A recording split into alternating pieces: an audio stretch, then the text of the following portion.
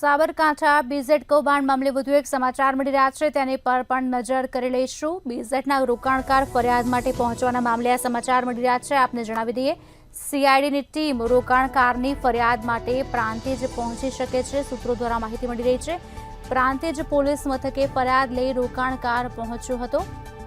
આપને જણાવી દઈએ, રોકાણકાર છેતરાયો હોવાની રજૂઆત કરતા સીઆઈડી એક્શનમાં આવે છે। સૂત્રો દ્વારા માહિતી મળી રહી છે, બપોર બાદ સીઆઈડી ક્રાઇમ પ્રાંતિજ પહોંચી શકે છે તેવા સમાચાર હાલ મળી રહ્યા છે। Agent Nikesh Patel BZ branch ચલાવતો હતો। કાર્યવાહી બાદથી જ ભૂગર્ભમાં આ એજન્ટ ઉતરી ગયો છે, ત્યારે એજન્ટ ભૂગર્ભમાં જતા રોકાણકારોને છેતરાયાનો અહેસાસ પણ થયો છે। રોકાણકાર છેતરાયો હોવાની રજૂઆત કરતા સીઆઈડી એક્શનમાં આવી ચૂકી છે। આપને જણાવી દઈએ, સમાચાર બપોર બાદ સીઆઈડી ક્રાઇમ પ્રાંતિજ પહોંચી શકે તેમ છે।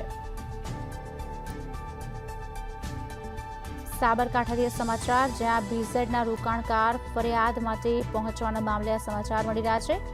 સીઆઈડીની ટીમ રોકાણકારની ફરિયાદ માટે પ્રાંતિજ પહોંચી શકે છે। પ્રાંતિજ પોલીસ મથકે ફરિયાદ લઈ રોકાણકાર પહોંચ્યો હોવાના સમાચાર। રોકાણકાર છેતરાયો હોવાની રજૂઆત કરતા સીઆઈડી એક્શનમાં આવી છે, ત્યારે બપોર બાદ સીઆઈડી ક્રાઇમ પ્રાંતિજ પહોંચી શકે છે।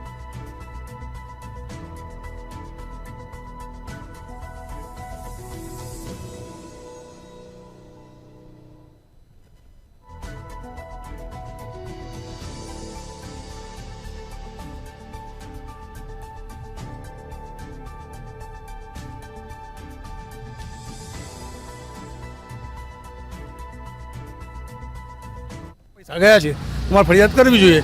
જો મારી ફરિયાદ ના લેતા હો તો હું ટેલિફોનિક પર ડીએસપી કચેરી લખાવું છું કે તમે લખાઈ શકો છો। તો મેં એસપી કચેરી ફોન કર્યો, તો એસપી કચેરી વાળા સાહેબે એવું કીધું કે તમારે ત્યાં પીએસઓના ટેબલ પર કોણ બેઠું છે એને આપો ફોન। હું એમને ફોન આપવા ગયો પીએસઓના ટેબલ પર, તો એ એવું કહેવા માંડે કે મને કોઈ હેલો હેલો હેલો હાથે કરીને એસપી કચેરીથી જે અધિકારી બોલતા હતા એમનો અવાજ મને સંભળાતો, મારા ફોનમાં હું બોલતો હતો એ એમને સંભળાતો, તો પીએસઓને કેમ ના સંભળાયો? એટલે પોલીસની પણ મિલીભગત છે આમાં, ચોક્કસ પોલીસની મિલીભગત છે।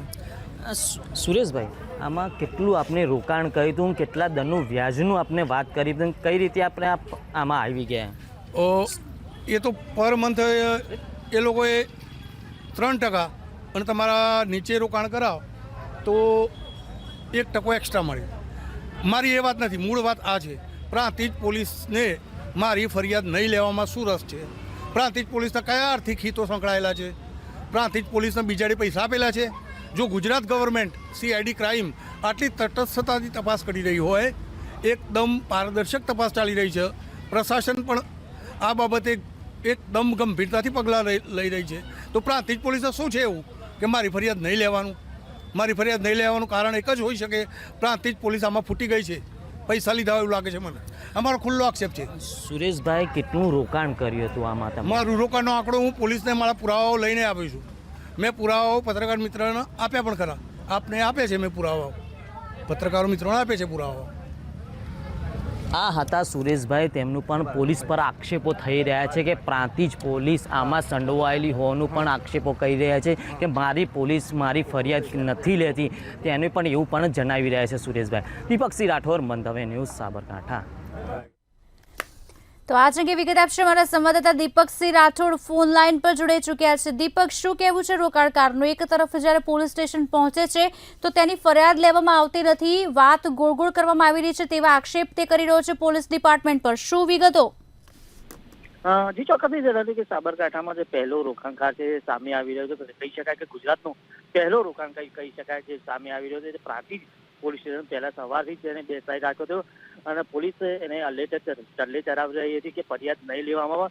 ત્યારબાદ મંતવ્યની ટીમે પણ આ ન્યૂઝ અંગતે અહેવાલ ચલાવ્યો હતો। ત્યારબાદ સીઆઈડી ક્રાઇમ દ્વારા ત્યાંથી ગાંધીનગર ડીવાયએસપી સાથે ચર્ચા કરી, ત્યારબાદ તેને જે પીઆઈ છે પીઆઈની ટીમ અહીંયા તેની ફરિયાદીની ટીમ હાલ તો પ્રાદેશિક પોલીસ સ્ટેશને પહોંચી છે. તેની પ્રાદેશિક પોલીસ સ્ટેશન પહોંચી તેની સીઆઈડીની ટીમ છે ગાંધીનગરની ટીમ ત્યાં હાલ પ્રાદેશિક પોલીસ સ્ટેશન પહોંચ્યું છે અને તેની ફરિયાદી છે તેની ફરિયાદી પાસેથી નિવેદન લેશે શું છે શું નથી ઘટનાની જે ફરિયાદી છે તેની હાલ તો સીઆઈડી ક્રાઇમ દ્વારા પૂછપરછ કરવામાં આવશે. ત્યારબાદ તેનું નિવેદન લઈને તેની ફરિયાદ લેવામાં આવશે. જી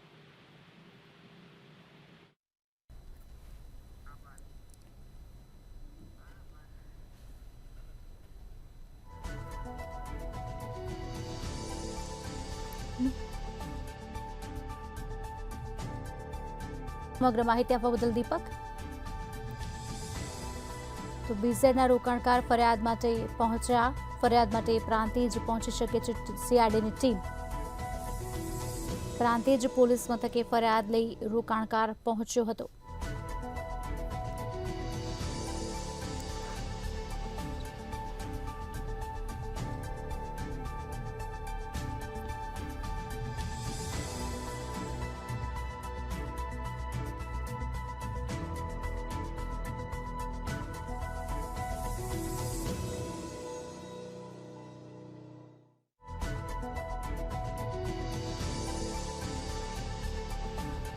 વિડીયો જ નતો ચાલુ.